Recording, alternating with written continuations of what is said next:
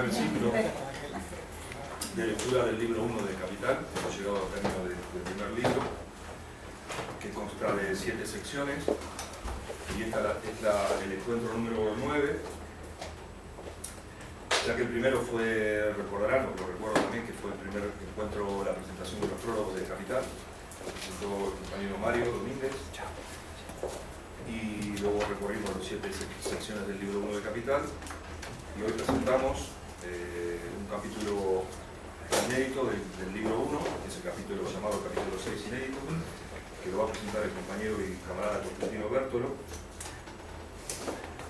que ustedes conocerán. Constantino es un editor, escritor y crítico, y tiene una obra bastante importante. Fue director de la edición de Caballo de Troya, tiene entre sus libros uno que yo lo recomiendo, que es el de El revolucionario que no sabía demasiado, es un libro de una recogida de textos, una antología de textos de Lenin. Es una colección que está en la editorial Catarata, dirigida en su momento por Paco Fernández Guay, entre otros autores. La Cera de los Notables, en la editorial Periférica. Un libro de huelga, revueltas y revoluciones, con Teresa Aranguren y Clara Campoamor. Y creo que estabas preparando una antología de textos de Carlos.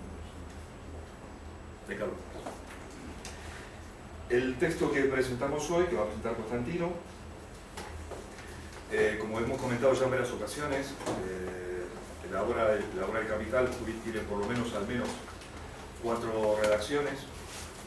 La primera la hemos comentado aquí en varias ocasiones, la que se conoce como los elementos fundamentales para la crítica de la economía política, los famosos Grundrisse. Son textos que Marx escribió entre el año 57 y 58. Posteriormente, en el año 59, hay una redacción de un libro que es la Contribución a la economía política, que está publicada en el siglo XXI.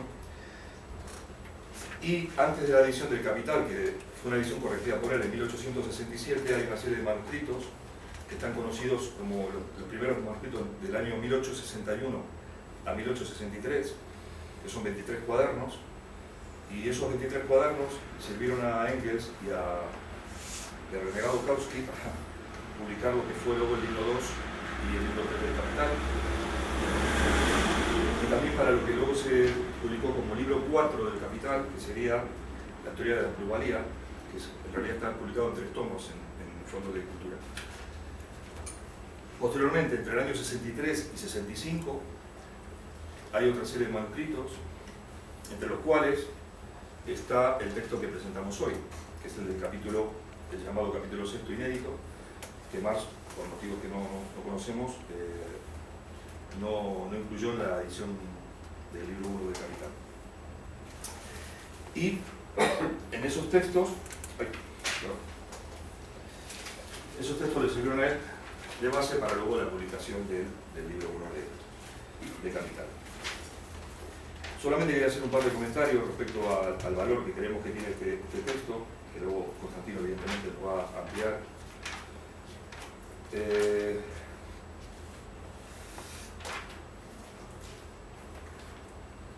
El valor conceptual y teórico en la obra de Carlos Marx. Este manuscrito fue publicado por primera vez en 1933 en la Unión Soviética, en el Instituto Marx, Engels y Lenin. Se publicó en ruso, y este libro contiene como una especie de resumen, podríamos llamar una especie de resumen de casi todo el contenido teórico del libro 1 de Capital. Por tanto, es llamativo que en su momento Marx no lo haya incluido, ¿no? En la página 106 de este libro, la edición, por cierto, tenemos la edición conseguido fino, en el editorial del siglo XXI, está a disposición aquí de la librería. En la página 106 de esta edición, la que tenemos, que creo que la hemos enviado por PDF, Marx hace una referencia a los economistas burgueses de la época, diciendo lo siguiente. Dice, estos economistas burgueses enredados en las ideas capitalistas, quienes ven sin duda cómo se produce dentro de la relación capitalista, pero no cómo se produce esta relación, ni cómo al mismo tiempo se producen en ella las condiciones materiales de su disolución. Esta declaración de intenciones sería como el hueso central de toda la investigación, en definitiva, que ha hecho Marx a lo largo de toda su obra, ¿no? Posteriormente, hay un texto que es unas conferencias que dio en Bruselas, en el año 48-49, que se publicaron con el título de Trabajo asalariado y capital, donde él, de 1849, donde él también hace mención a otro concepto, a otro elemento capital en torno a toda esta problemática que siempre investigó, que es la cuestión de la existencia de una clase que no posee más que su capacidad de trabajo, que es una premisa necesaria para que exista el capital. Y en el otro texto, que yo creo que es pertinente mencionar, que son los manuscritos de París del año 44, los manuscritos económicos filosóficos, hace mención Marx, en la página que yo tengo aquí, 104, dice lo siguiente: hemos partido de los presupuestos de la economía política, o sea, todo lo que estaba pensado e investigado hasta que él se encarga de investigar. Hemos aceptado su terminología y sus leyes. Damos por supuesta la propiedad privada, la separación del trabajo, capital y tierra, y la del salario, la del beneficio del capital y la renta de la tierra. Admitamos la división del trabajo, la competencia, el concepto de valor de cambio, etcétera, etcétera, etcétera. Esta economía política parte del hecho de la propiedad privada, pero no la explica. Capta el proceso material de producción privada, que ésta recorre la realidad con fórmulas abstractas y generales a las que luego presta valor de ley. No comprende estas leyes, es decir, no prueba cómo proceden de la esencia de la propiedad privada. La economía política no nos proporciona ninguna explicación sobre el fundamento de la división del trabajo del capital de la tierra, etcétera, etcétera. Entonces ahí parte Marx de la crítica de la economía política que había hecho Ricardo, Smith y tal y cual. La virtud que tiene, o el valor que tiene, bueno, entre otros muchos, claro, lo reseña de alguna manera Engels en una carta que escribe en el año 1895 a Conrad Smith, donde hace una definición de cuál es el método, de alguna forma, epistemológico que lleva a cabo Marx. Cómo distingue entre un concepto y una categoría. Cómo se construye un concepto y la relación que hay entre las mismas categorías. Cómo Marx separa entre lo que es una intuición y lo que es un concepto. Lo que es una representación simplemente de un hecho fenomenológico aceptado, de lo que es una elaboración conceptual. Teniendo en cuenta que él decía que toda intuición, de la que siempre hay que partir, en definitiva se parte de una intuición, es ambigua, inicialmente es ambigua. Pero un concepto falso puede ser confuso, y lo es siempre. Y un concepto verdadero es claro y tiene determinaciones bien delimitadas. Por eso ese trabajo de ida y vuelta que hacía Marx permanentemente, por eso quizás sus 4 relaciones del capital, para poder depurar, darle un valor, ir a la esencia de los fenómenos, ir partiendo de un análisis dialéctico minucioso y no quedar simplemente en la descripción fenomenológica de los acontecimientos como hace la economía política de su época, la clásica, y la economía política actual, que es solamente describir los fenómenos y darlos por dados. En la sesión anterior que presentó el compañero Mauricio Valientes habló, por ejemplo, del concepto de acumulación originaria, ¿no? Donde se da por hecho de que el capital emerge y quienes tienen el capital obtienen los beneficios, las ganancias, etcétera, etcétera.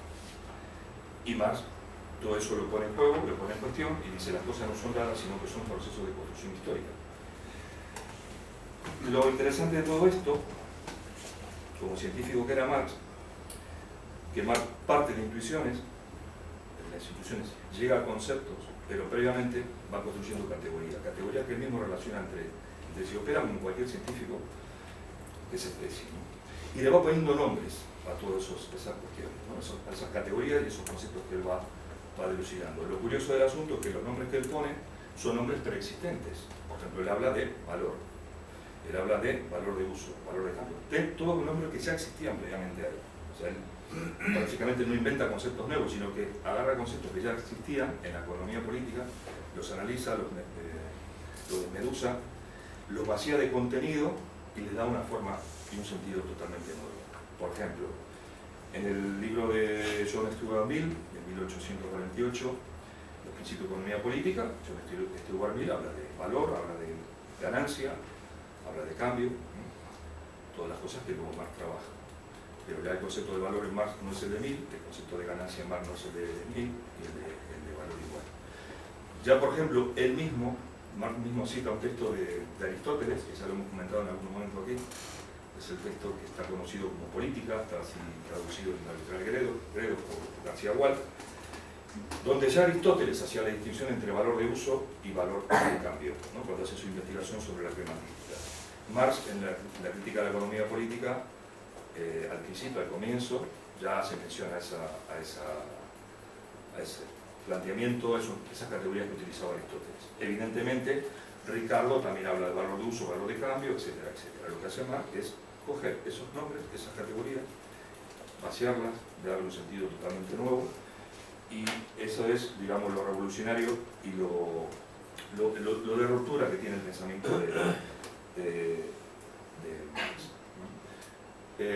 Engels en esa carta hace mención a estas cuestiones, ¿no? La cuestión la separa entre intuiciones, conceptos, categorías. De alguna manera, aunque no lo dice, podemos entender que lo hace al mismo estilo del meticuloso Kant, ¿no? Kant hablaba de pensamientos, intuiciones, conceptos en la crítica de la razón pura, y como científico que eran estos hombres, pues evidentemente lo tenían en cuenta. Solamente una cosa más, para rescatar un poco, bueno, si estamos aquí todos por algo, porque evidentemente el valor que tiene esta obra es tremendo, solamente, bueno, pues hacer mención lo que ya hemos dicho varias veces, para los que sean amigos de las efemérides, se cumplen 150 años de la primera publicación de este libro, en 1877, y curiosamente, los días no sé, buscando por ahí, no sé cómo me enteré, que también se cumplen 150 años de la venta del territorio de Alaska por parte del inepto de Alejandro II, el zar de Rusia, y se la vendió por 2 duros a Estados Unidos. Y se cumplen 100 años de la Revolución de Octubre, que evidentemente acabó con todos estos mamarrachos, ¿no?, de los romanos. Y poco más, ya le dejo la palabra a Constantino. Simplemente comentar, Constantino va a hacer la exposición de este texto, probablemente son 50, una hora, el tiempo que tú necesites, y luego, como siempre, procederemos a hacer una pausa si ustedes lo consideran, y luego damos pie luego al coloquio y a la conversación.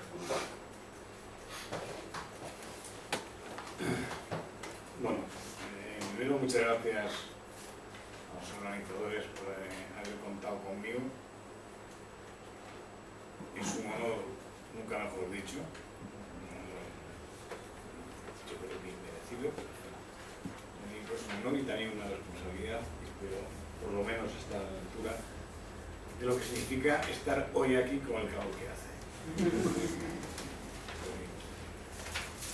Agradezco mucho a Carlos esta introducción que ha hecho porque, por decirlo así, yo creo que él ya ha explicado lo que es el marxismo, o sea que a mí me deja también un poco más tranquilo, de alguna forma. O sea, yo tengo que decir que yo no soy, intento ser marxista, pero por decirlo así, yo me he acercado al marxismo siempre desde la militancia y no desde el estudio. En ese sentido yo no soy un estudioso de la obra de Marx. Soy alguien que ha leído, más o menos atención, la obra de Marx, pero el objeto que a mí me interesa no son los textos de Marx, sino que a mí lo que me interesa es, por decirlo así, intentar averiguar qué es lo que nos pasa. Desde la militancia, por ejemplo, voy a decirlo sencillamente, yo intento leer a Marx intentando explicarme por qué coño no hacemos la revolución. O sea, ¿qué pasa para que la revolución esté ahí como un horizonte? Bueno, no sé si hoy está siquiera como horizonte, pero lo que aquellos llamaban ¿por qué no hacemos la revolución? Esto a mí es un tema que me ha interesado, y desde ahí es desde donde yo reflexiono, leo y hablo de Marx. O sea, no, repito, no desde un conocimiento ni científico, un conocimiento crítico en todo caso, que también es como habría que definir el tipo de conocimiento que hace Marx. ¿Se me oye? Sí, bien. Y desde ahí, desde ese querer saber por qué no hemos hecho la revolución, también llegué leyendo a Marx llegué a este concepto de subsunción, que es el que yo voy a tratar. O sea, creo, no sé si ha habido un malentendido, yo no voy a abordar el libro en el capítulo sexto entero, ni mucho menos. Me voy a centrar en parte fundamental de este libro, este capítulo inédito, que es el tema de la subsunción.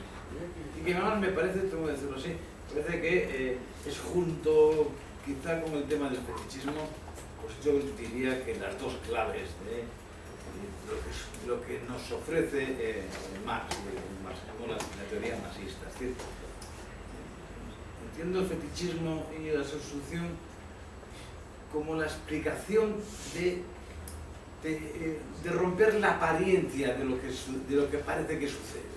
Es decir, que,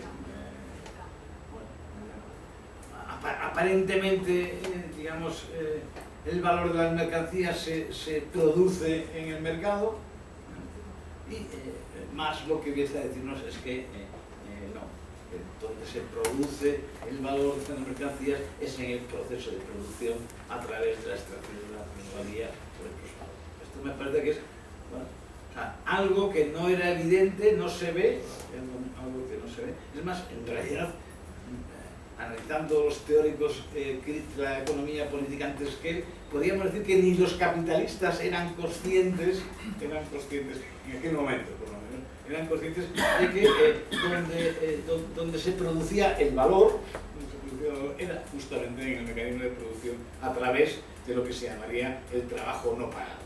El trabajo que no se le paga. Supongo que ya todos sabemos el trabajo anarquista. Entonces, a mí la subsunción me parece este otro concepto, el concepto de... voy a hacer una definición, luego haré definiciones un poco más clásicas, eruditas o concretas, sacadas de... Por cierto, quiero decir que las palabras que voy a pronunciar son palabras, pocas palabras eran mías, todas las palabras son evidentemente proceden de lecturas. En algún momento, no lo he hecho, pero lo haré, pasaré un poco la bibliografía que he utilizado o que voy a utilizar para esta charla. Son palabras de otros autores como el profesor Castillo, Enrique Dussel, nombres que me vienen ahora en un momento y que me han acompañado en estas reflexiones sobre la subsunción. Bien, pues la subsunción, digo, como en palabras quizá más superficiales, pero espero que más expresivas, lo que quería decir es que la sensación, lo que vendría a decir como resumen, esta sensación de que el mundo, quien lo construye, es el capital. No es el trabajo, sino que es el capital. A mí algunas veces me preguntan, oye, ¿y tú eres comunista? ¿Y en qué consiste ser comunista? Te dice generalmente esta gente de derechas, ¿no? Que tiene ganas de que te confundan, te equivoques o algo así. Yo leyendo justamente textos sobre la subsunción, he llegado a una respuesta clara. Mira, un comunista es aquel que cree que sin trabajadores no habría empresarios, mientras que todo el resto son conservadores que piensan que sin empresarios no habría trabajo. Esta definición que a mí me parece muy sencilla, muy fácil de explicar, ¿sí? Me parece que justamente si he encontrado un sitio teórico donde se apoya justamente en el concepto de subsunción. El concepto de subsunción, más tarde intentaré ver, es un concepto que lo que viene a decir es que el trabajo ha sido subsumido. Subsumido. Yo hablar de definiciones, pero subsumido. Hay discusiones sobre qué significa subsumido. Subsumido quiere decir una cosa que sea una cosa pequeña o concreta se ha introducido en una cosa mayor. O sea, ha sido absorbida por la cosa mayor. Por decirlo de alguna forma. Yo, Marx solo una vez utiliza el término succión, pero a mí me gusta, ¿no? Me gusta mucho el término succión. El trabajo ha sido succionado por el capital. O sea, para mí el capital se ha comportado desde el principio, pero se está como una especie de agujero negro, ¿no? Agujero negro que atrae el trabajo hasta tal punto que la conciencia general, la apariencia es que es el trabajo, es el capital el que nos da trabajo. Y esto viene, ha calado tan profundamente que todos dicen, oye, ¿te han dado trabajo? Te han dado trabajo, ¿no? Esta aberración, parecida desde el punto de vista de la relación de, oye, hay que ganarse la vida. Joder, ¿cómo que hay que ganarse la vida? ¿La vida es algo que hay que ganarse? O sea, a mí me encantaría que los famosos defensores de Provida denunciaran esto de que hay que ganarse la vida. Joder, no, justamente esto. Bueno, pues esta apariencia que ha calado tan profundamente en la sociedad, tan profundamente en los trabajadores, que es una de las razones que desde mi punto de vista explica, en parte desde mi punto de vista, en parte muy importante, bueno, por decirlo así, esta pasividad. ¿Sí? Esta pasividad y sobre todo el que, digamos que los impulsos revolucionarios sean fuertes o débiles, que yo creo que en este momento no son muy fuertes, curiosamente, a donde se dirigen, a donde se atreven solamente a dirigirse hoy básicamente es hacia lo que llamaríamos las reformas del capital, radicales o no radicales. Pero parece que todos vivimos ya inmersos en esa subsunción del capital que no nos deja entender que fuera del capital hay vida. Esta fue la que voy a decir. Es decir, hay un imaginario que se ha roto, es un imaginario en donde el capital, para entendernos, no tiene existencia. Este imaginario es el que yo creo que no. Voy a empezar leyendo una afirmación de Marx en su Grundrisse. En todas las formas de sociedad existe una determinada producción que asigna a todas las otras su correspondiente rango e influencia, y cuyas relaciones, por lo tanto, asignan a todas las otras el rango y la influencia. Es una iluminación general en la que se bañan todos los colores y que modifica las particularidades de estos. Es como un éter particular que determina el peso específico de todas las formas de existencia que allí tienen relieve. Si quitáramos o cambiáramos, yo cambiaría la palabra iluminación, dice, es una iluminación general, yo diría, es un deslumbramiento general. Una luz tan fuerte, la de ese agujero negro del capital, que no nos deslumbra. Parece que alumbra y no nos deja ver. No dejar ver es justamente lo otro que decía, junto con el fetichismo, es la ruptura de las apariencias que desde mi punto de vista define la teoría marxista y sobre todo define la teoría marxista como herramienta para lo que yo llamaría la militancia revolucionaria. Es decir, yo creo que el marxismo, al menos desde mi punto de vista, es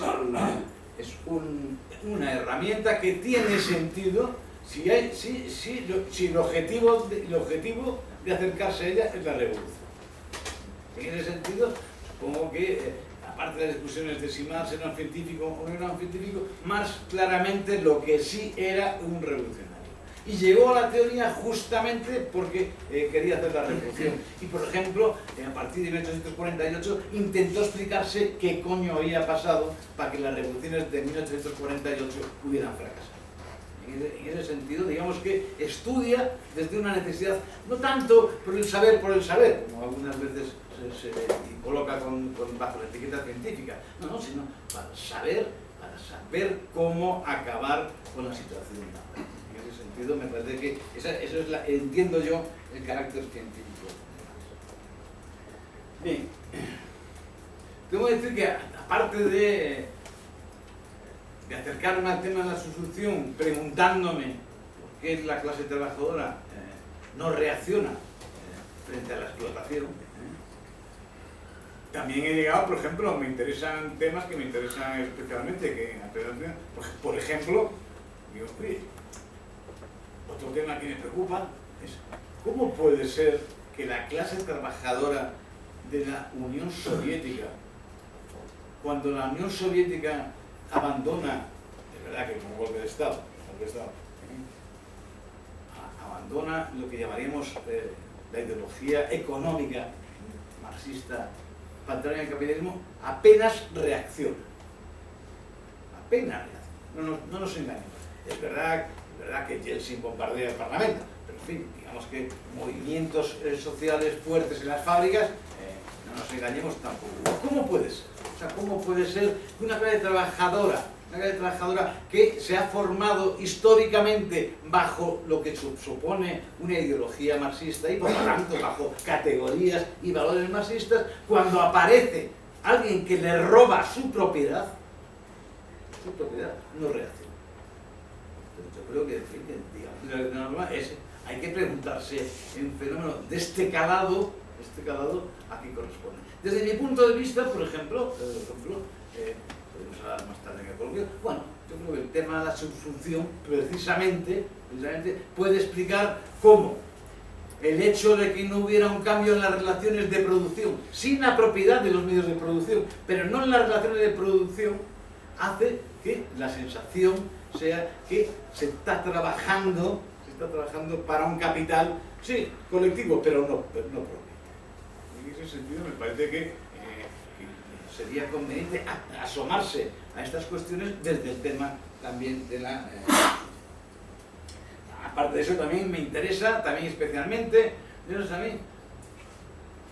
porque como veremos, la subsunción tiene que ver con los cambios en los procesos y en los modos de producción, o sea, tiene que ver con esto que se llama las transformaciones en los procesos de producción a los que estamos asistiendo y que, lo voy a decir así de claro, bueno, ha dado lugar a que la palabra Fordismo se ha convertido en una especie de, no sé, de guiña, de brujeril, ¿no? O sea, es decir que si alguien no dice hoy Fordismo y posfordismo, se convierte en una antigualla, ¿no?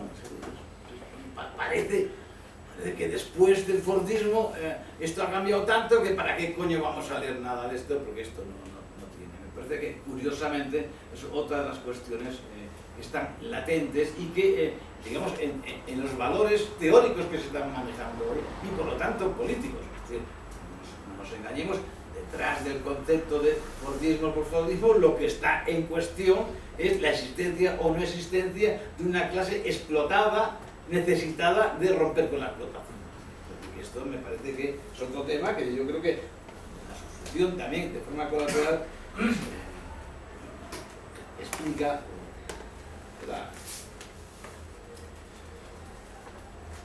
El capítulo sexto, que es el libro en el cual está la subsunción, como ha explicado Carlos, es un libro, por decirlo así, que pertenece, que mejor dicho, pertenece al capital porque pertenece al proceso de escritura del capital, en el cual es ¿en qué momento escribe este libro? Digo, ¿en qué momento del pensamiento? Bueno, en el momento en que tiene que estar explicándose, bueno, lo que llamaríamos la naturaleza de las plusvalías. El hecho de una plusvalía absoluta y una plusvalía relativa. Y también es un momento en el cual, con perdón porque mis conocimientos no llegan a tanto, pero yo me atrevería a decir que, por decirlo que antes de conocer este libro, por decirlo de alguna forma, la idea que tenemos de la concepción económica de Marx está muy centrada en el concepto de mercancía. Yo creo que casi tenemos la sensación de que el capital, el capital casi los resumimos mentalmente, todos tenemos que resumirlo casi en el tomo primero. Bueno, que es donde está la mercancía.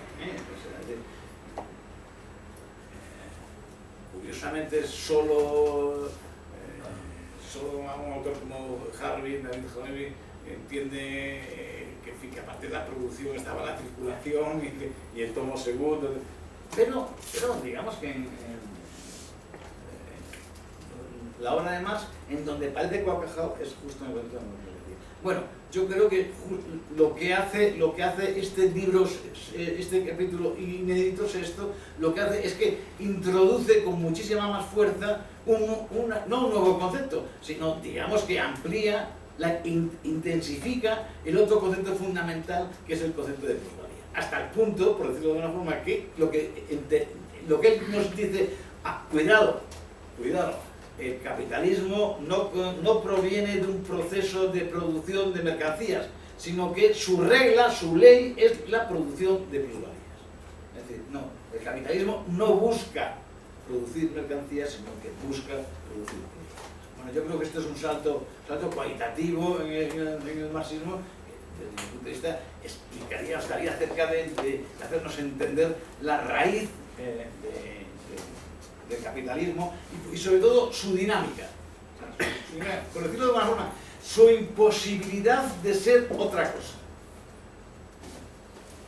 La imposibilidad de que produzca otras mercancías, que es lo que, por decirlo así, las mentalidades reformistas de todo tipo, incluso las radicales, proponen como revolución. No, esta es una sociedad que tiene otras cosas y necesita que en vez de producir coches de mierda, produzcamos, pañales, más pañales. Como si la lógica del capital fuera satisfacer valores de uso. Evidentemente, pero su objetivo es utilizar los valores de uso simplemente para provocar la creación de empleo. Me parece que es otra presencia que está aquí. Y en ese sentido voy a añadir otro concepto que a mí me parece que se desprende de lo que, al menos de lo que yo he querido entender, hablando de su solución, que es el sistema de creación de necesidades. Esto que he leído antes dice, en todas las formas de sociedad existe una determinada producción que asigna a todas las otras su correspondiente rango e influencia.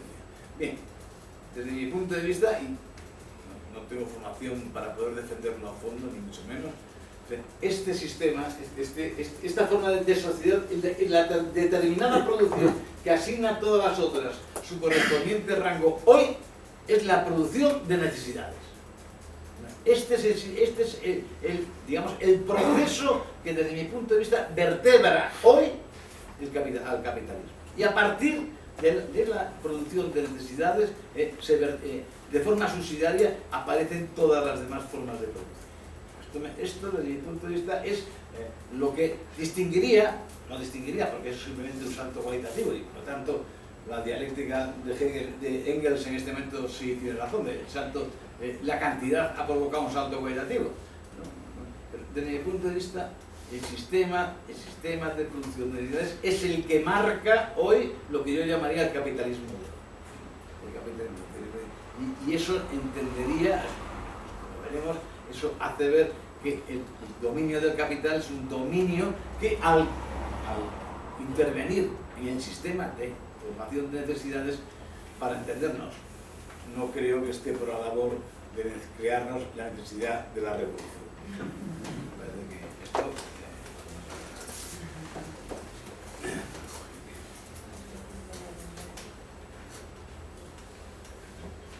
Voy a, por decirlo de alguna forma, voy a explicaros un poco el proceder al que voy a coger. De momento voy a dar un repaso sobre algunos conceptos y algunos puntos de vista sobre la solución. Luego, si hay tiempo, incluso me gustaría incluso leer, no digo literalmente, pero casi alguna parte del libro, porque yo creo que mientras uno lee se van desprendiendo consecuencias que a mí me parecen importantes. Bueno, perdonad que en este momento me ponga un poco profesoral, sin ningún ánimo de... Y repito que son palabras, la mayoría, palabras ajenas, pero que hago mías. Su función formal del trabajo asalariado en el capital consiste en que el trabajo que se realizaba en los talleres precapitalistas pasa a ser organizado y dirigido por un capitalista, sin modificar sustancialmente el modo de producción, ni transformar en profundidad las relaciones sociales envolventes al taller. El beneficio, la plusvalía, el trabajo no pago que obtiene el capitalista se produce fundamentalmente en base a la prolongación de la jornada laboral. Este plusvalor se llama plusvalor absoluto. Por hacerlo más expresivo, bueno, el taller, por decirlo así, el taller consiste en que una serie de antiguos artesanos son reunidos por un capitalista en formación,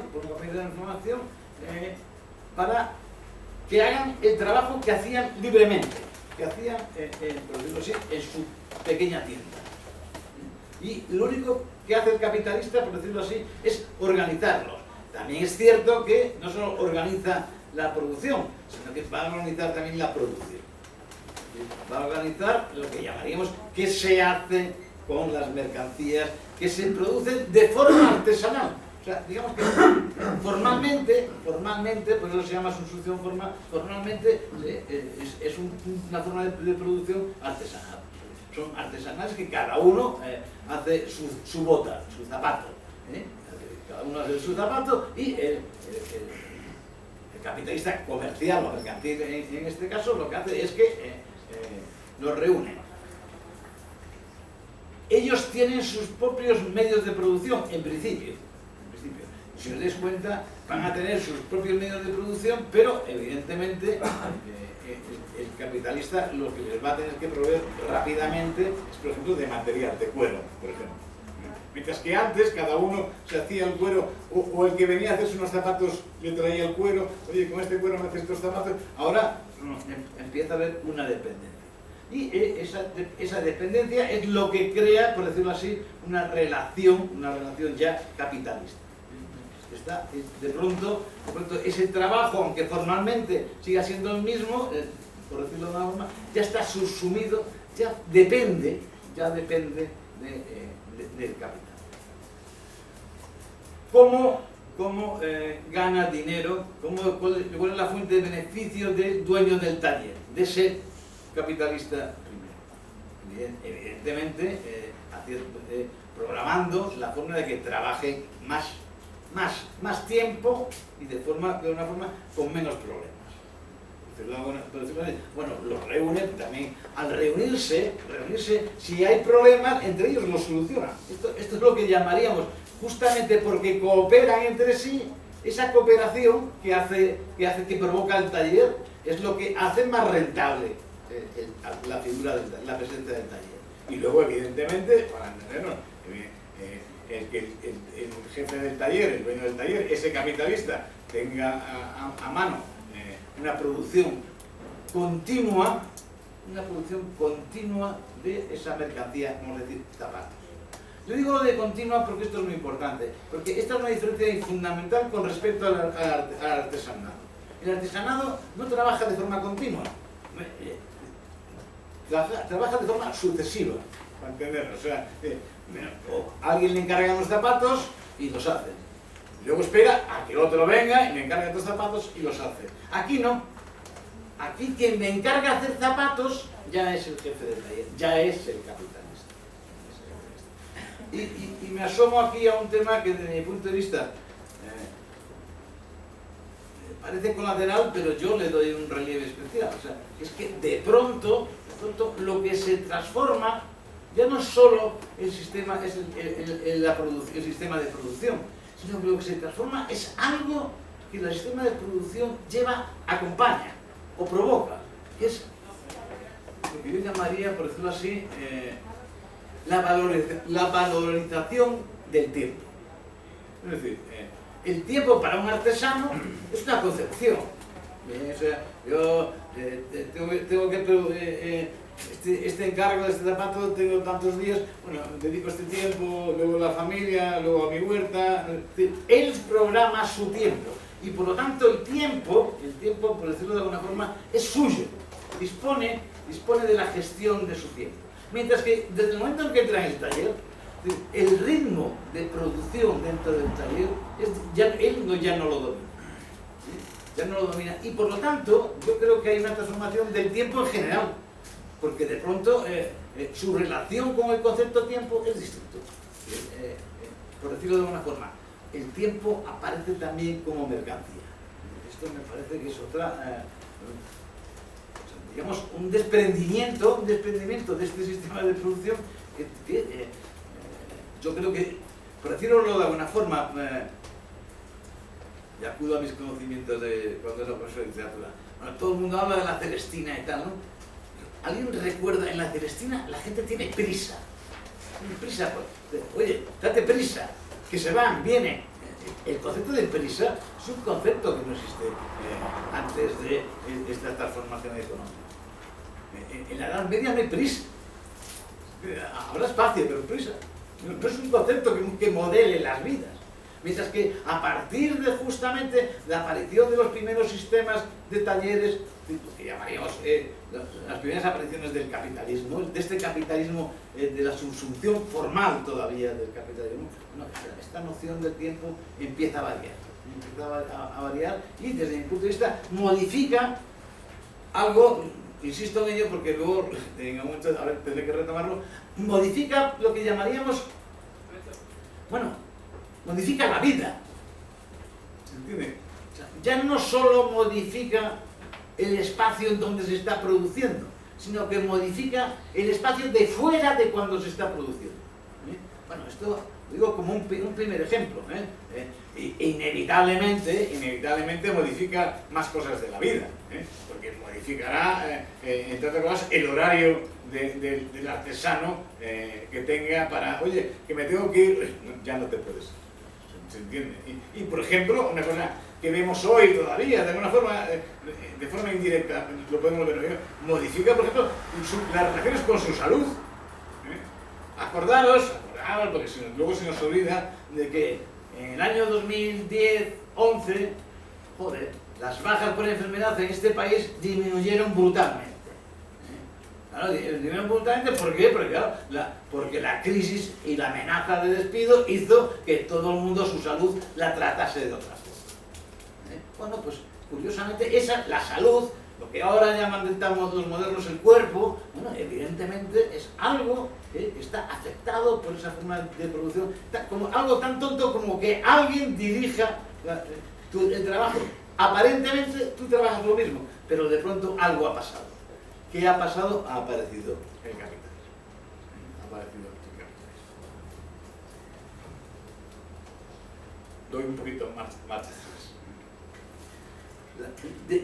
Subsumir en el diccionario en castellano es incluir algo como componente de una síntesis o clasificación más abarcadora. Otro significado es también considerar algo como parte de un conjunto más amplio o como caso particular sometido a un principio o norma general. Bueno, voy a seguir un poco más.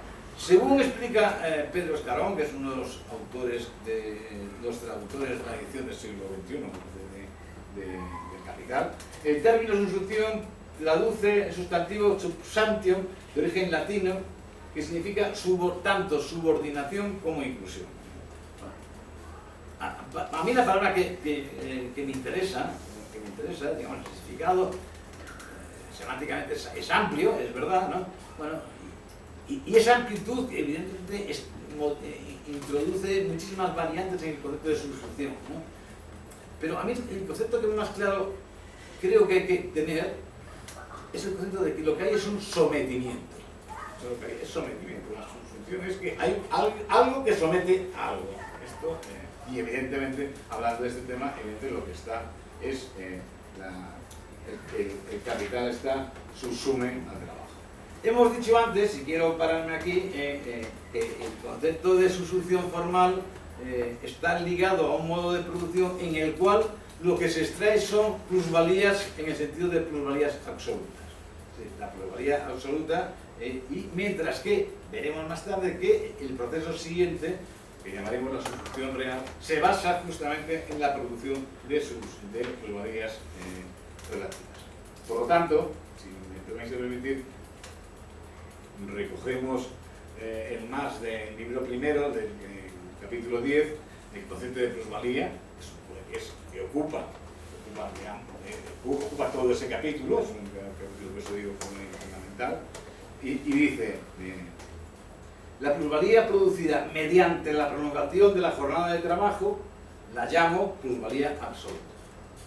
En cambio, la plusvalía obtenida de la reducción del tiempo necesario para producir algo y de la correspondiente modificación en la proporción de los dos componentes de la jornada laboral la llamo plusvalía relativa. Sabéis que en la jornada laboral el que está cumpliendo está en realidad cumpliendo dos horarios. Internamente él no da cuenta, uno, el trabajo, el tiempo que ocupa en ganar la parte del salario que le va a permitir vivir y subsistir y reproducirse.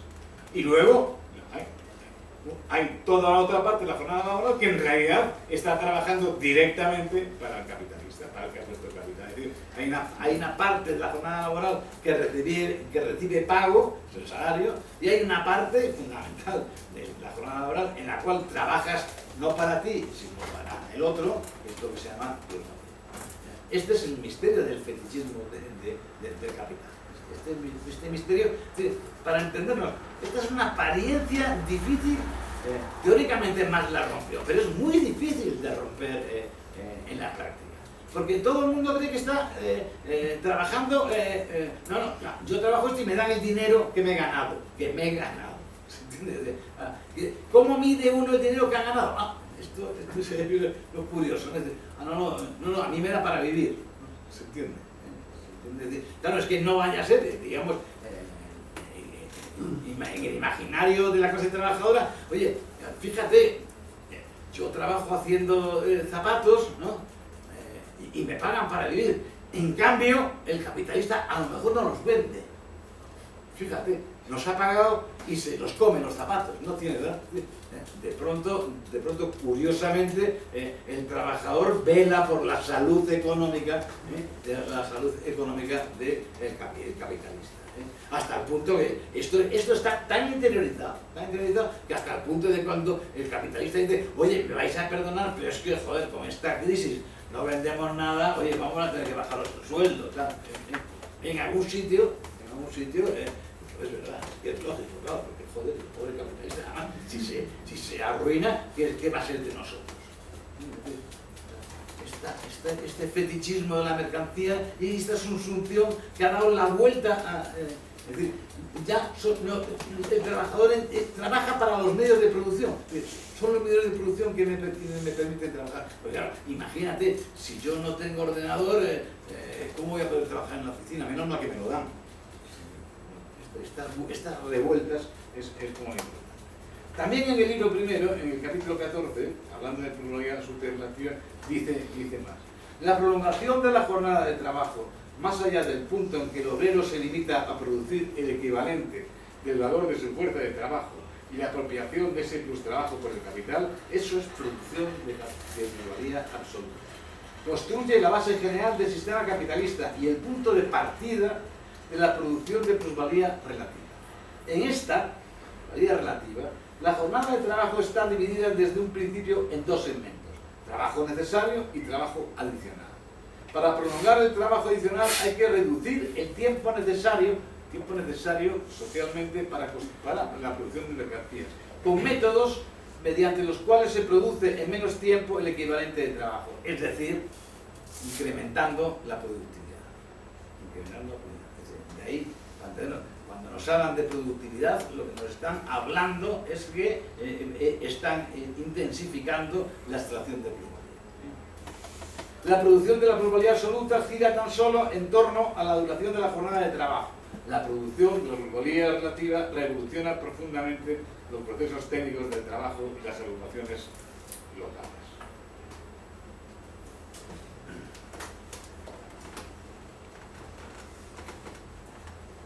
El concepto de plusvalía,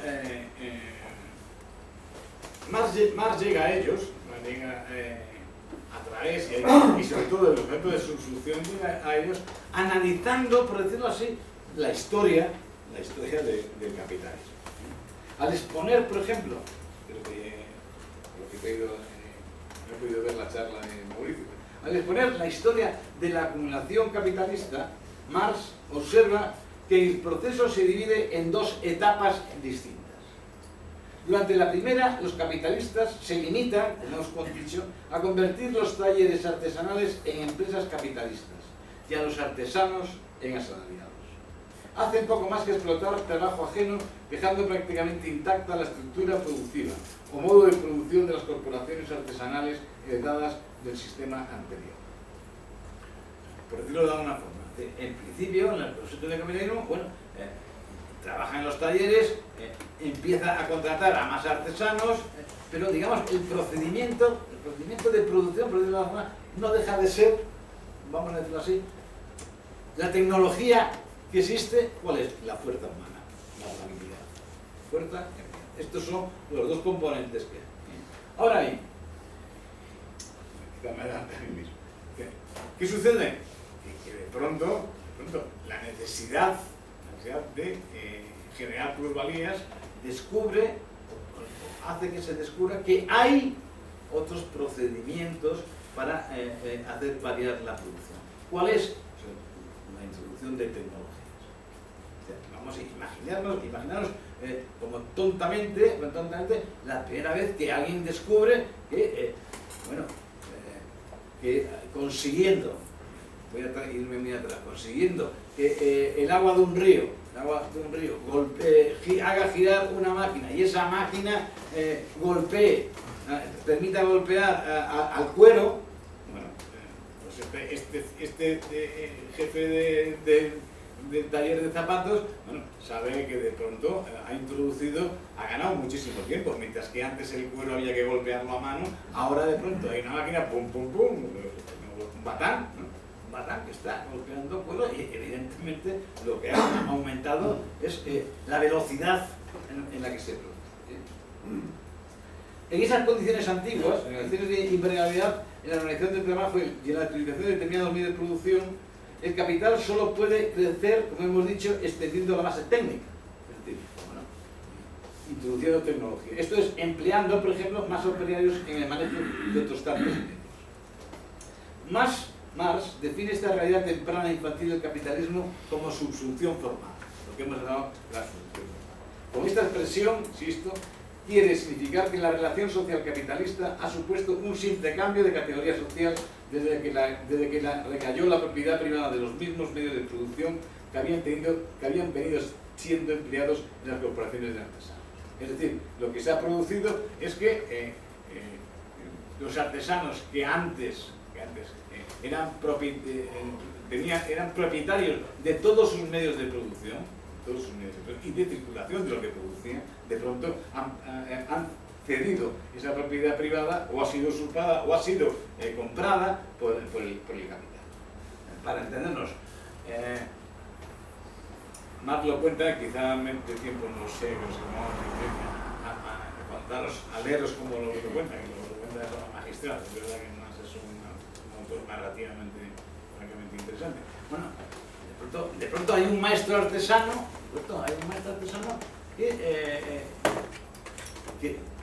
que por lo digamos que siendo maestro artesano es capaz de haber acumulado el capital mínimo suficiente para por decirlo así, a sus oficiales y a sus aprendices no decirles, oye, cuando terminéis vuestro trabajo aquí, que está reglamentado por los gremios, no os vayáis porque, en fin, esto ya no funciona, los gremios ya no funcionan, no os preocupéis que yo os voy a seguir dando trabajo. Es la desaparición del gremio para lo que hace es la libertad de contratación. Entonces, de pronto hay un maestro que deja, que sigue trabajando él en el taller en principio, hasta que se da cuenta, y casi yo diría que no se da cuenta, sino que yo creo que esto es una experiencia que todo el mundo tiene, de manera inevitable ve que es más rentable su trabajo, ya no trabajando él, sino dedicándose a controlar cómo trabajan los demás. Ya no solo de forma cotidiana, oye, fijándose en qué problemas hay al trabajar, etcétera, etcétera. Este es uno de los problemas que se encuentran.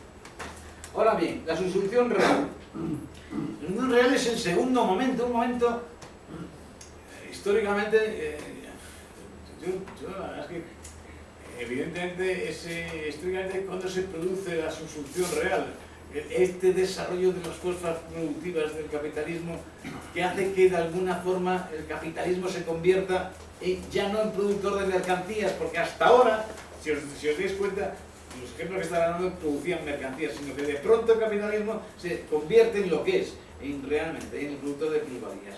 Y esto aparece históricamente, bueno, pues desde el siglo XVI, digamos, hasta lo que llamamos el XVIII, la revolución industrial. Es decir, que yo diría que básicamente cuando aparecen tecnologías, cuando la ciencia, por decirlo de alguna forma, incluso se pone al servicio de la producción. Y esto de la ciencia al servicio de la producción, yo creo que nos debería de dar también para una pequeña parada. Y me voy a parar, me voy a parar en este aspecto. No, fijaros que he dicho más, no sé si lo he vuelto a decir, creo que ya está más o menos claro, ¿no? Que la solución real tiene que ver con la producción de plusvalía.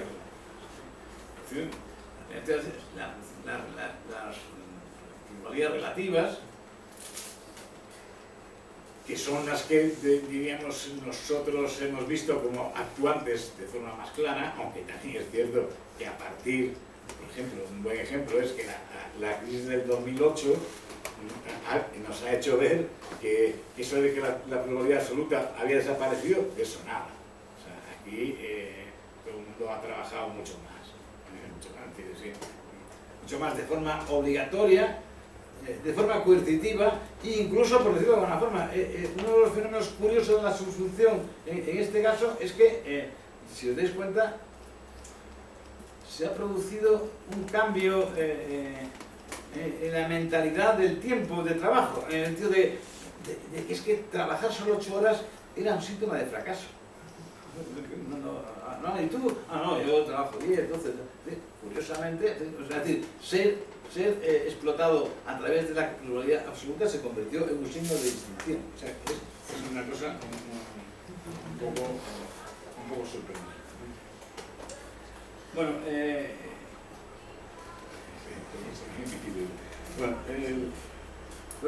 lo que quiero decir con esto es que esa plusvalía relativa es un concepto, y aquí con perdón, no sé si estoy derrapando porque más me mataría, es un concepto que va más allá, desde mi punto de vista, de lo que llamaríamos la economía concreta del sistema de producción, de la relación trabajador-capital. Bueno, todos hemos oído hablar, ¿verdad? Y con gran gusto, de cuando nos cuentan lo del famoso estado de bienestar, que no sé si vosotros los habéis disfrutado una vez, pero no tuve el error. Por lo visto, lo hemos disfrutado y no nos enteramos. Cuando se hablaba de esto de estado de bienestar, todo el mundo hablaba de que, bueno, claro, el capital, a partir de la Segunda Guerra Mundial, y seguramente también gracias a la Unión Soviética que estaba ahí, tal, ¿no? Pues, por ejemplo, una de las cosas que se consiguió es que, aparte de aumentar el salario, sobre todo el capital se preocupó, son gente honrada, de lo que llamaría incrementar significativamente lo que se llama, y se sigue llamando así, el salario social. Hostia, el salario social, bueno, joder, oye, que tienes médico gratis, coño, tal, oye, joder, que las autopistas, joder, que los niños van al colegio gratis, y tal, oye, joder, qué buenos son los padres escolapios que nos llevan a excursión, ¿no? Pero ahora, si uno lo mira desde el punto de vista de la subsunción y desde la pluralidad relativas, ¿a quién coño le están regalando el salario social? ¿Lo están regalando a nosotros? No. Se lo están regalando, para entendernos, a la fuerza de trabajo que van a contratar. Es decir, están abaratando el precio de la fuerza de trabajo. O sea, se lo están regalando a sí mismos. No hacen autopistas para que nosotros vayamos por ahí. No, las autopistas lo que están es abaratando el coste de circulación de las mercancías. Y la educación lo que está haciendo es que en la formación de la clase trabajadora que las empresas necesitan, se la está dando el impuesto nacional. Curiosamente, lo que hasta ahora veníamos llamando salario social, y le damos la vuelta gracias a la subsunción real. ¿De qué coño salario? No, salario del capital. Estamos pagando al capital. Se le está pagando un salario, se le está ganando, es decir, se le está ganando un plus de beneficio. O sea, por vía de ahorro, se está ganando un plus de beneficio. Digo, esto me parece que también son todos los conceptos que ahí estaban como medio flotando.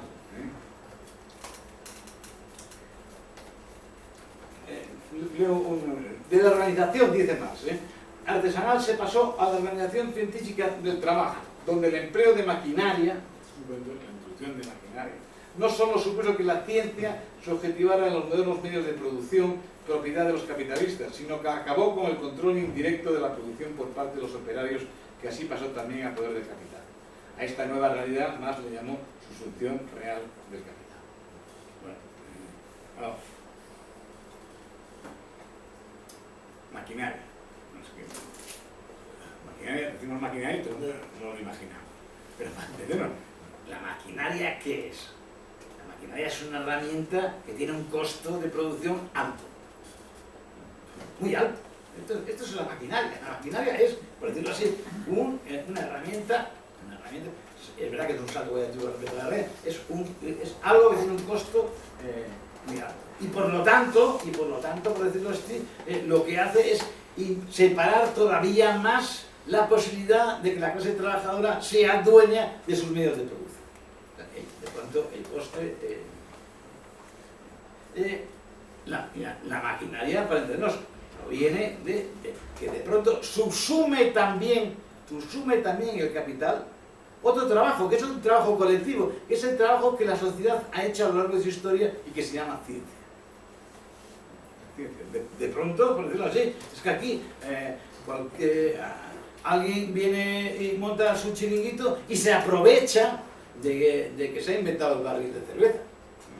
Esto es una aplicación de la ciencia muy simple, pero ahí está. Esto es decir, la ciencia también aparece como un elemento subsumido, es decir, la ciencia, que es un trabajo colectivo, es a su vez, por decirlo así, nacionalizado, expropiado por el capital. Porque siempre que hablamos de nacionalizar y de expropiar, pues siempre parece que lo que expropiamos y nacionalizamos, bueno, son los socialdemócratas, que yo no estoy partidario, yo soy de robarlo directamente. Bueno, sin embargo, pero sí, los que están defendiendo la nacionalización y expropiación continua son ellos, que están expropiando los frutos de colectivos de una sociedad. Esto, por ahí se queda. Por ahí se queda. En realidad, la subsunción real, este paso siguiente, que es el paso que estamos viviendo, es la etapa en que los trabajadores son explotados por los propios medios de producción. Son nuestras maquinarias, por decirlo así, voy a decirlo en suave tonto, es que llegamos al trabajo y joder, no necesitamos que nadie nos diga nada, con darle a la tecla del ordenador ya sabemos, alguien nos está diciendo qué es lo que tenemos que hacer. Son ellos, curiosamente, como nosotros en la práctica vemos que es un medio, una tecnología la que nos modela el tipo de trabajo, bueno, nos olvidamos de que esa tecnología no es una mera tecnología, no es la ciencia, es la usurpación de la ciencia por parte del capital. Por lo cual, las responsabilidades del capital parece que van por otro lado. Por decirlo así, y nosotros somos testigos de esto, hoy en día el capital se ha desarrollado hasta el punto que el capital ejerce un dominio absoluto sobre la sociedad. Y de hecho tiende a convertirse en la propia sociedad. ¿Qué vemos? ¿Qué entendemos? ¿Qué hacemos sin ponernos en relación o en contacto con el capital? Bueno, no sé, está el amor, ¿no? Supongo, ya, pero, bueno, yo creo que el amor no tenga que ver con el capital, también lo dudo, pero bueno, o sea, que la construcción del gusto habría que ver que solo con ver la felicidad ya sabemos quién construye el gusto, ¿no? Pero, al menos, os imagináis cuántos espacios hay que estén fuera del capital. Y aquí hago suelta así. Bueno, es verdad que hay gente que es defendible su postura, que dice que es posible hoy crear espacios no contaminados por el capital. No sabemos que hay que se llama economías alternativas, pérdida al campo, no sé qué, no sé. Yo trabajé una vez en una revista de astronomía y me tocaba ir a ver a queseros. ¿Vale? Por ejemplo, había mucho, en los años 80, había mucho empleado de banca que estaban remodelándose, que había cogido la indemnización y se había ido al campo a montar una fábrica de quesos, ¿no? Porque no quería, estaba harto de la economía, de estar todo el día explotado, tal, ¿no? Cuando yo lo iba a entrevistar, dice, tengo la quesería llena de quesos, ahora tengo que comercializarlos, tengo que ir al banco a pedir, ¿vale? Curiosamente estos espacios imaginarios en donde da, no me voy a meter con esto, pero la fantasía de la cooperativa, ¿no? Bueno, tenemos una cooperativa fuera del capital y tal, claro, el problema es que el capitalismo no es solo tampoco producir, está en todas partes y por lo tanto, a ver qué haces con lo que has producido. Bueno, a circular, a la banca, digamos que... Pero bueno, no voy a decir que hay gente que piensa que no es, que el capital no es, por decirlo así, en este momento es la totalidad. Yo creo que estamos atravesados totalmente por el capital. Es como si el capital hubiera llegado a envolver al ser social de la humanidad en su totalidad. Como si la subsunción hubiera tenido tal éxito que el capital puede ahora hacerse pasar no solo por la verdad del proceso de trabajo, sino por la sociedad, sino por la sociedad humana como un todo. El capital como verdad. Sí, sí. Mira, hijo mío, no me cuentes batalla, pero al final, ¿quién te da trabajo? Al final, pero es que al final, si el capitalista no le va bien, a todos nos va mal. Es que se ha convertido en verdad. Se ha convertido en verdad.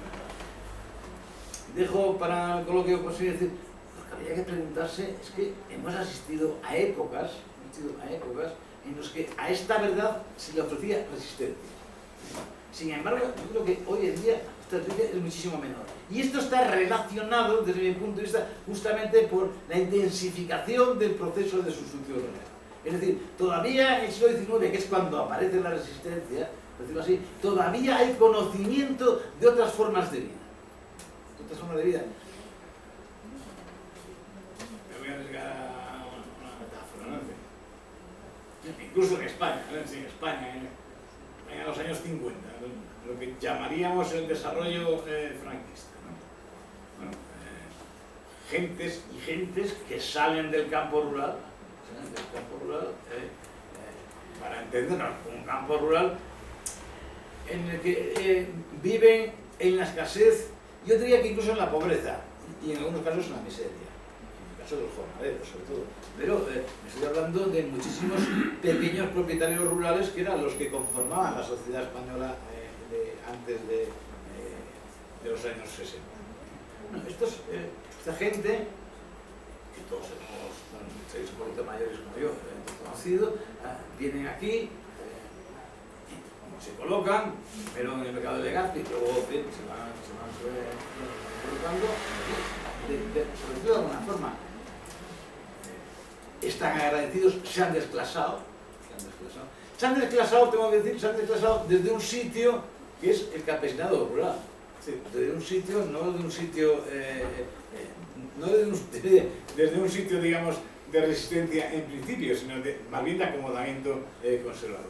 Pero curiosamente, todavía son capaces de aceptar en su imaginario que habría una vida en la cual no dependerían de un jefe.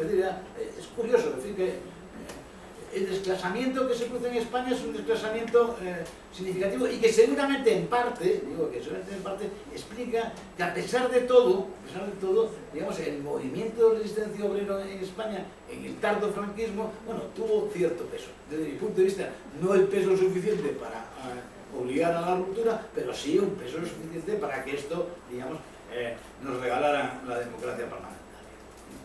Por decirlo.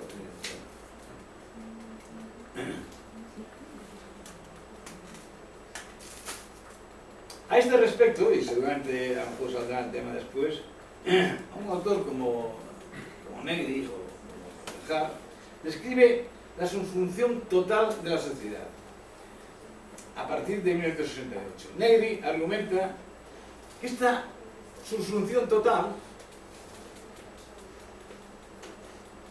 voy a meterme con Negri y esto siempre me da miedo, pero aquí siempre hay muchos negristas siempre. La sucesión autónoma quiere decir que, como nos explotan en todas partes,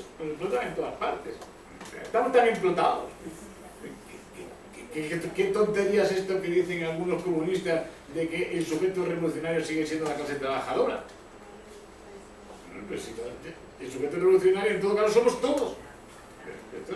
Porque ya todos estamos siendo víctimas de todo. No deja de tener su lógica. Si la subsunción es así, pues entonces digamos que sería posible. No es necesario decir que el sujeto de la protesta tenga que ser el sujeto trabajador. Esto yo repito, esto desde mi punto de vista, de verdad que enfrenta, pero se olvida de que, sin embargo, en los trabajos, digamos, en la vida que ciertamente el capital subsume, nos roba, nos explota, no nos explota en el sentido económico real, porque en esa explotación no hay creación de plusvalía. Y aquí me asomo, y con perdón, a un tema que yo no voy a abordar, pero que sí que, no sé cómo tenéis el programa, pero alguien debería abordar lo que es el tema del trabajo productivo y el trabajo improductivo, que es el final de este libro, que por cierto es una joya. Aquí, que curiosamente, está el origen de, digamos, de posiciones poscomunistas, dicho de forma elegante y dicho de forma real, de posiciones anticomunistas. O sea que me parece que es un tema para que veamos que es importante. En ese sentido global, de la sucesión como un fenómeno global. Es decir, por decirlo así, que toda la sociedad está tan atravesada del capital que no habría lugar para poder imaginar una sociedad sin capital.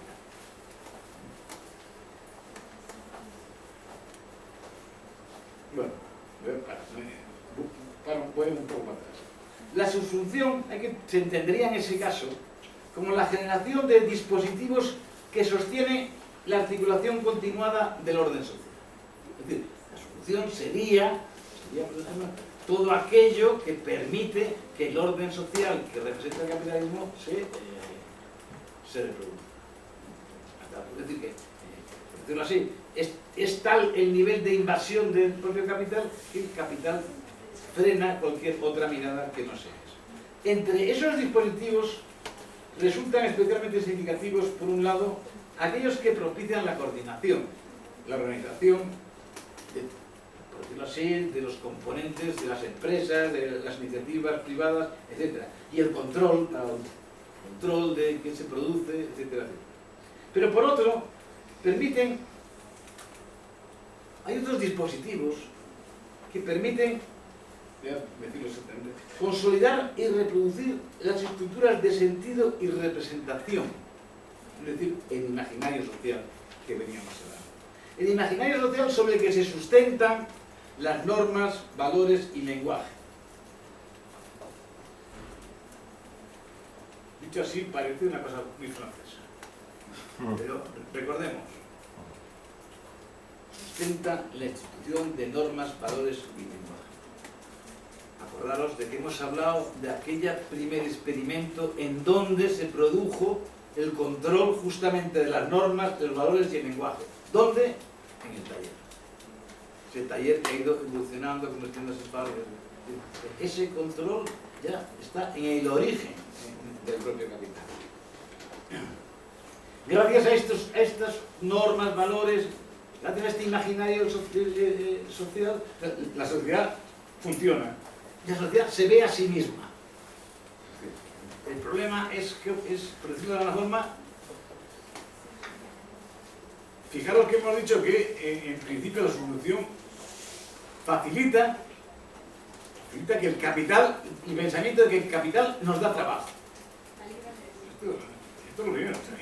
Y en el negocio cotidiano lo vemos, nos da trabajo. Eso lo facilita. Pero al facilitar esto, lo que interviene es en la narración que hacemos de nosotros mismos. Es decir, ¿cómo nos contamos a nosotros mismos? Y aquí retomo de forma interesada mi pregunta. Oye, ¿qué coño nos contamos para no salir a la calle y quemar algún banco? ¿Qué película nos estamos contando? O sea, ¿cómo puede ser que aguantemos, que aguantemos esto? ¿Qué película nos contamos?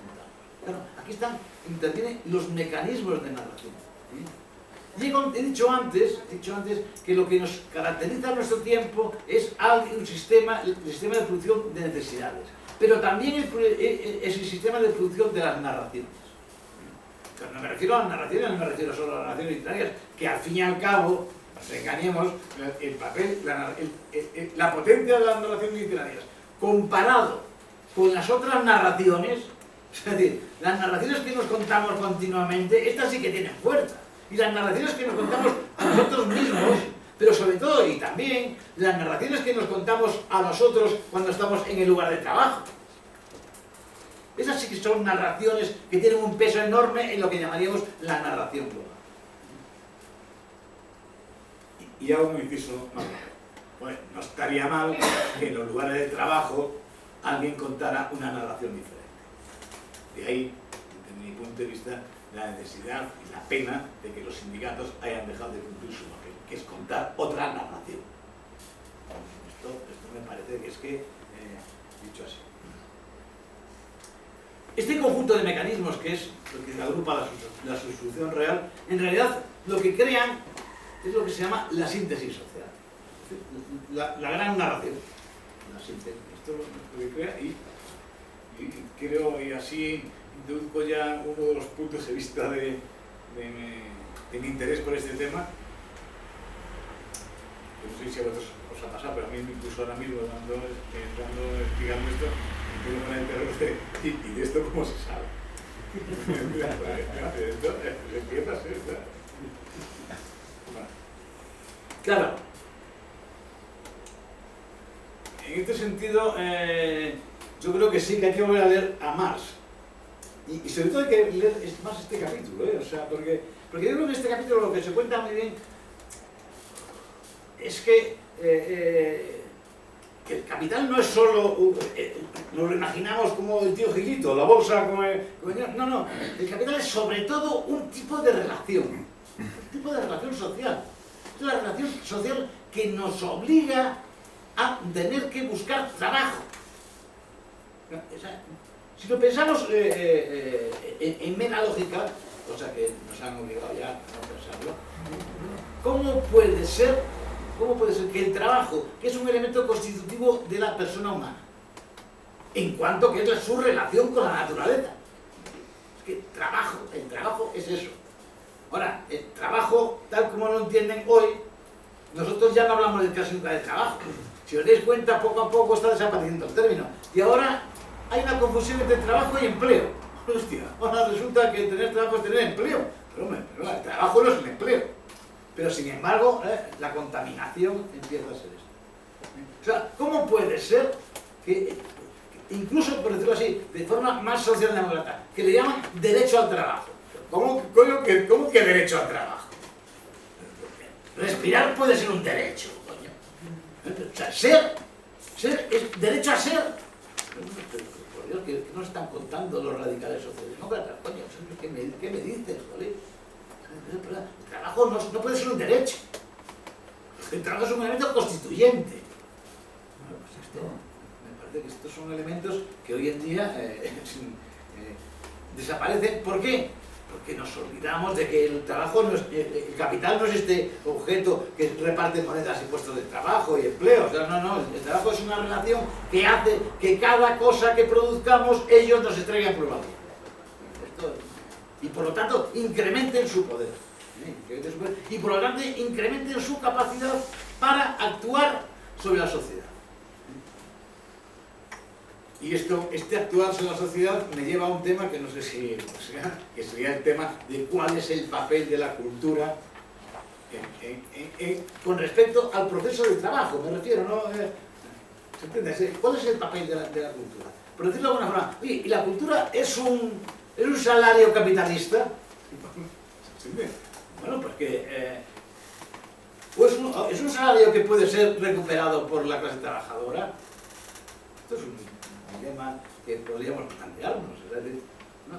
Porque, claro, una de las cosas que hemos visto y que seguramente solo el estado de intensificación del capital en el que vivimos nosotros y en el que no vivió Marx nos permite a nosotros ver, que, bueno, que para decirlo así, este capital, aparte de sacar la plusvalía en el lugar de trabajo, necesita, digamos, que todo se convierta en plusvalía.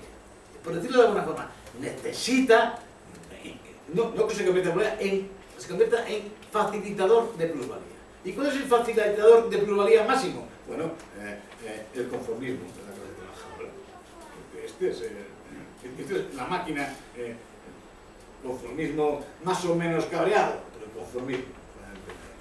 Pues esta, digo, para apuntar a lo que sería el tema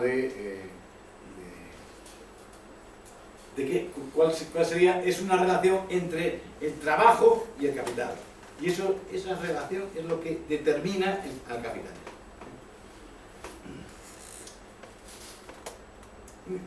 Otro punto polémico, ya quizá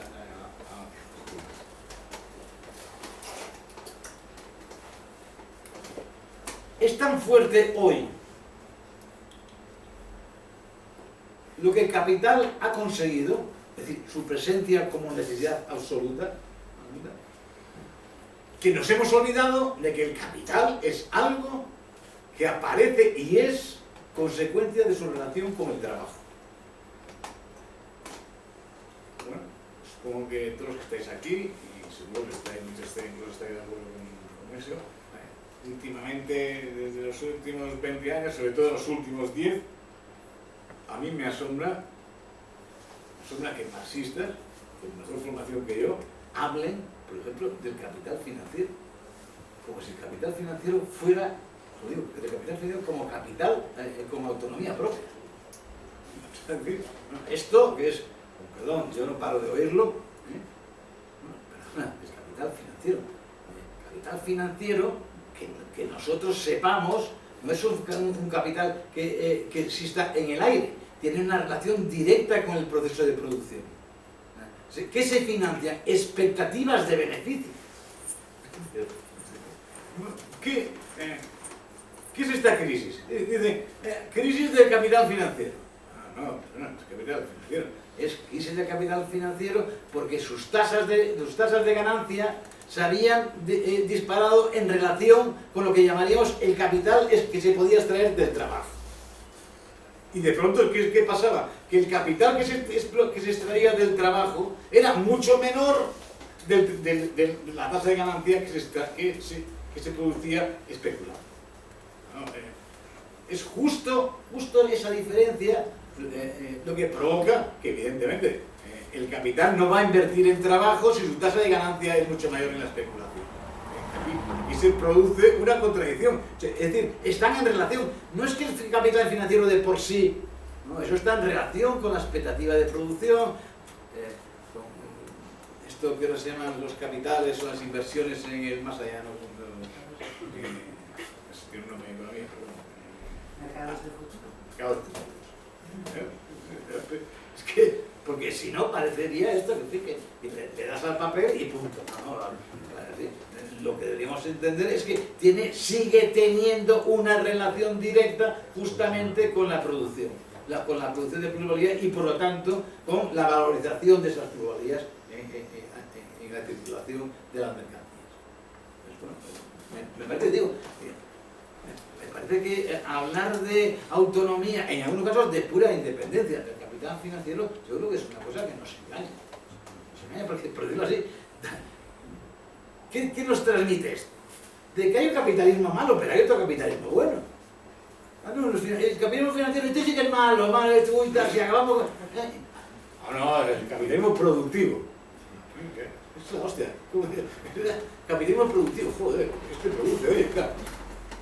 A mí, son cosas que me dejan un poco asombrado. No sé si... Bueno, quisiera meterme un poco, pero no sé si dejarlo para la crónica después.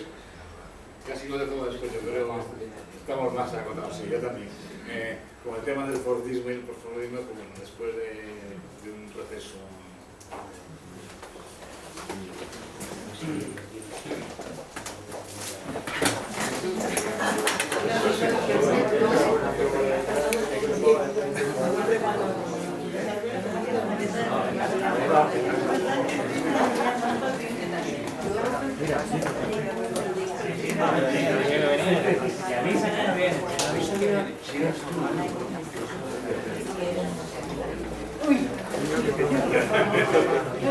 Envidia, ¿verdad? Envidia, ¿verdad? No quiero morirme aquí. Que me den más